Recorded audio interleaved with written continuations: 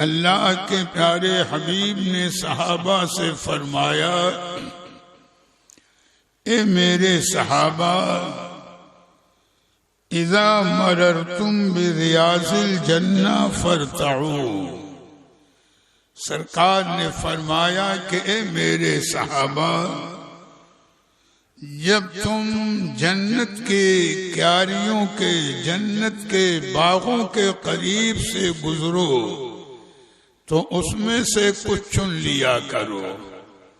سرکار نے فرمایا، اذا مررتم بریاض الجنہ فارتعوا، یعنی اے میرے صحابہ، جب تم جنت کے باغوں کے قریب سے گزرو تو اس میں سے کچھ چن لیا کرو، یعنی ان میں سے کچھ حاصل کر لیا کرو۔ صحابہ نے عرض کیا، اے میرے آقا، وہ جنت کے باغ کیا ہیں جس کے لیے آپ ارشاد فرماتے ہیں کہ جنت کے باغوں کے قریب سے ہم گزریں تو اس میں سے کچھ چن لیں، کچھ لے لیں؟ بھائی باغ میں پھول ہوتا ہے، پھل ہوتا ہے، میوے ہوتے ہیں، یہی چیزیں تو باغ میں ہیں، آدمی وہی چیزیں وہاں سے حاصل کرتا ہے۔ تو صحابہ نے عرض کیا، یا رسول اللہ، آپ کا یہ ارشاد کہ جب ہم جنت کے باغوں کے قریب سے، جنت کی کیاریوں کے قریب سے گزریں تو اس میں سے کچھ چن لیں، تو وہ جنت کے باغ کیا ہیں؟ تو سرکار نے فرمایا، اے میرے صحابہ، وہ ذکر کی محفلیں ہیں، یعنی جن محفلوں میں خدا اور رسول کا ذکر ہو رہا ہو، جہاں خدا اور رسول کا تذکرہ ہو رہا ہو، وہ محفلیں بظاہر دنیاوی ہیں آدمیوں کی، لیکن حقیقتاً اگر یہ محفلیں ادب کے ساتھ منعقد ہیں، سچائی اور خلوص کے ساتھ، تو یہ محفلیں گویا جنت کے باغوں میں سے ایک باغ ہیں۔ ان محفلوں کا مقام، ان محفلوں کا درجہ، پھر فارتعوا کی تشریح کرتے ہوئے میرے آقا نے فرمایا، اب چننے کا معاملہ کیا، کوئی پھول اور میوے نہیں، بلکہ محدثین نے جو وضاحت کی تو اشارہ ہے میرے آقا کا کہ موقع ملے تو کچھ دیر ان محفلوں میں ادب اور خلوص کے ساتھ شریک ہو جاؤ۔ تو چننے کا مطلب یہ ہے تاکہ تمہیں رحمت و مغفرت کی نعمتیں میسر آ جائیں۔ تو میاں یہ محفلیں معمولی نہیں ہیں اگر ادب کے ساتھ ہوں، خلوص کے ساتھ ہوں، دیانتداری کے ساتھ، ریاکاری نہ ہو، شو بازی نہ ہو، میاں دل سچائی کے ساتھ خدا اور رسول کے ذکر کی طرف مائل ہے، تو ان محفلوں میں کتنی رحمتیں نازل ہوتی ہیں اور محفل والوں کو کتنا فیضان ملتا ہے، ہماری آپ کی عقلیں اندازہ نہیں لگا سکتی۔ تو ایک حدیث پاک میں نے سنائی، اور اب صرف ایک دو سادہ سی روایتیں کہ ان محفلوں کا مقام، یہ ذکر کی محفلیں جہاں خدا اور رسول کا ذکر ہو رہا ہو، ان محفلوں کا مقام بڑا بلند ہے۔ حدیث پاک کا خلاصہ ہے کہ اللہ کے پیارے حبیب نے ارشاد فرمایا کہ فرشتوں کی ایک جماعت ہے، بہت سادہ سی آسان سی روایت میں بتا رہا ہوں، کوئی علمی بحث نہیں۔ سرکار نے فرمایا فرشتوں کی ایک جماعت ہے جن کو سیاحین کہا جاتا ہے، یعنی جو روئے زمین پر کائنات میں، عالم میں سیر کرتے رہتے ہیں، گھومتے رہتے ہیں، ان کو سیاحین کہتے ہیں۔ رب تعالیٰ نے انہیں اسی لیے پیدا فرمایا اور ان کو یہی کام سپرد فرمایا۔ تو سرکار نے فرمایا کہ جب یہ سیاحین فرشتوں کی جماعت گھومتے ہوئے روئے زمین پر یا پورے عالم میں جب کہیں کسی ایسے مقام پر پہنچتی ہے جہاں ذکر ہو رہا ہو، سرکار فرماتے ہیں جہاں ذکر ہو رہا ہو، جو ذکر کی محفل ہے گویا خدا اور رسول کے، تو یہ فرشتوں کی جماعت اس محفل میں شریک ہو جاتی ہے۔ یہ فرشتوں کی جماعت اس محفل میں شریک ہو جاتی ہے، اور جب محفل پوری ہوتی ہے تو یہ فرشتے بارگاہ رب میں حاضر ہوتے ہیں۔ بھئی رب تعالیٰ کی شان، اس کی مشیت، یہ فرشتے اس محفل سے فارغ ہو کر جب یہ محفل پوری ہو گئی تو بارگاہ رب میں حاضر ہوتے ہیں۔ رب کریم عالم الغیب والشہادہ ہے، اس سے کوئی حال کسی کا پوشیدہ نہیں، مگر یہ اس کی مشیت، یہ اس کی مرضی پاک، اس کی شان کریمی اور رحیمی کہ اپنے مومن بندوں کے یا اپنے محبوب کے امتیوں کی شان ظاہر کرنے کے لیے فرشتوں سے فرماتا ہے اپنی شان رحمت سے، جبکہ رب تعالیٰ جان رہا ہے وہ عالم الغیب والشہادہ ہے، لیکن فرماتا ہے اے فرشتوں کہاں سے آ رہے ہو، کہاں گئے تھے، کہاں سے آ رہے ہو؟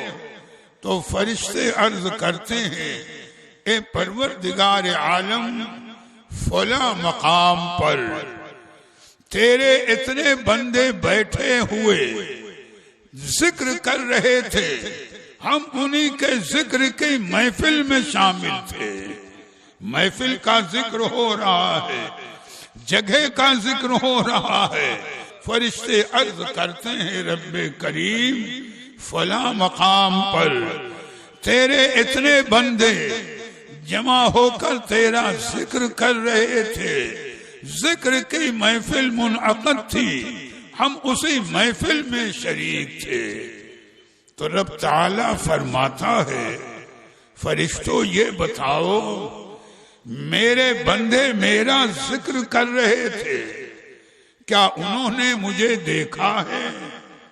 کیا میرے بندوں نے مجھے دیکھا ہے جو میرا ذکر کر رہے تھے؟ فرشتے ادب سے عرض کرتے ہیں اے مولائے کریم دیکھا تو نہیں، تیرے محبوب سے سن کر تجھ پر ایمان لائے ہیں، تیرے محبوب سے سن کر ایمان لائے ہیں، ان کا ایمان بالغیب ہے، تیرے محبوب نے فرمایا ایمان لائے ہیں، تیرا ذکر کر رہے تھے۔ رب تعالیٰ فرماتا اچھا یہ بتاؤ کہ وہ مجھ سے کس چیز کے طلبگار تھے؟ تو فرشتے عرض کرتے ہیں کہ پروردگار عالم وہ تجھ سے جنت کے طلبگار تھے، جنت کی نعمتوں کے طلبگار تھے۔ رب پھر ارشاد فرماتا ہے کیا انہوں نے میری جنت کو دیکھا ہے؟ فرشتے عرض کرتے ہیں اے مولا جنت کو دیکھا تو نہیں، تیرے محبوب سے سن کر جنت پر بھی ایمان لائے کہ جنت ہے، ایمان بالغیب۔ پھر رب فرماتا ہے کہ اور یہ بتاؤ میرے فرشتوں وہ اور مجھ سے کس چیز کے طلبگار تھے؟ تو فرشتے عرض کرتے ہیں کہ پروردگار عالم وہ جہنم کے عذاب سے پناہ مانگ رہے تھے کہ تو اپنے شان رحیمی کریمی سے انہیں جہنم کے عذاب سے محفوظ رکھنا۔ رب پھر فرماتا ہے کہ کیا انہوں نے جہنم کو دیکھا ہے؟ فرشتے عرض کرتے ہیں مولا جہنم کو دیکھا تو نہیں، تیرے محبوب سے سن کر ایمان لائے ہیں۔ پھر رب کریم فرماتا ہے اے فرشتوں یہ بتاؤ اور وہ کس چیز کے طلبگار تھے؟ تو فرشتے عرض کرتے ہیں کہ اے پروردگار عالم وہ تیری بارگاہ سے رحمت کے، مغفرت کے، بخشش کے طلبگار تھے۔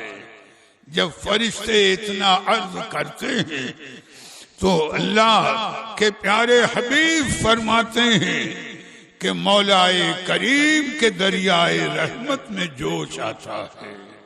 سرکار فرماتے ہیں اس رحمان و رحیم رب کے دریائے رحمت میں جوش آتا ہے، ارشاد ہوتا ہے میرے بندوں نے مجھے دیکھا نہیں، محبوب سے سن کر ایمان لائے، جنت و جہنم کو دیکھا نہیں، میرے محبوب سے سن کر کے ایمان لے آئے، اور وہ میری بارگاہ سے رحمت اور مغفرت، بخشش اور نجات کے طلبگار تھے۔ تو اے فرشتوں گواہ رہنا کہ میں نے اس محفل میں شریک ہونے والے اپنے تمام بندوں اور بندیوں کی مغفرت فرما دی۔ اندازہ لگاؤ رب فرماتا ہے کہ میں نے اس محفل میں شریک ہونے والے اپنے تمامی بندوں اور بندیوں کی مغفرت فرما دی۔ فرشتے عرض کرتے ہیں میاں اور رب کی شان کریمی دیکھو، ان محفلوں کا مقام دیکھو، ان محفلوں کا درجہ دیکھو۔ یہ تو مشہور قول سنا ہوگا کہ مٹی بھی مہکتی ہے گلزار کے سائے میں۔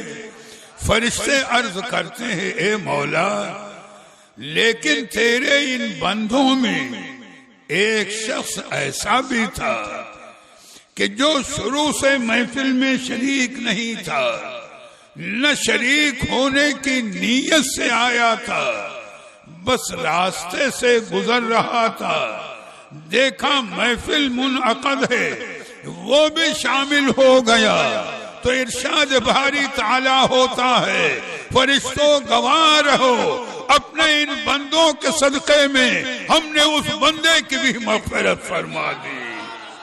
یا کیسی محفلیں ہیں مبارک، یہ اللہ کا احسان و کرم ہے، اس کے حبیب کا احسان و کرم ہے، اس کے محبوب بندوں کا احسان و کرم ہے کہ آپ کو اور ہمیں کم از کم اتنی توفیق مل رہی ہے کہ سال بھر ہمارا چاہے دنیا کے کاموں میں گزرے لیکن کم از کم میلاد النبی کے صدقے، 11ویں شریف کے صدقے، شہدائے کربلا کی مجلسوں کے صدقے، کم از کم اتنا وقت جو ذکر خدا اور رسول میں گزر جاتا ہے انشاءاللہ یہی نجات کا ذریعہ ہے۔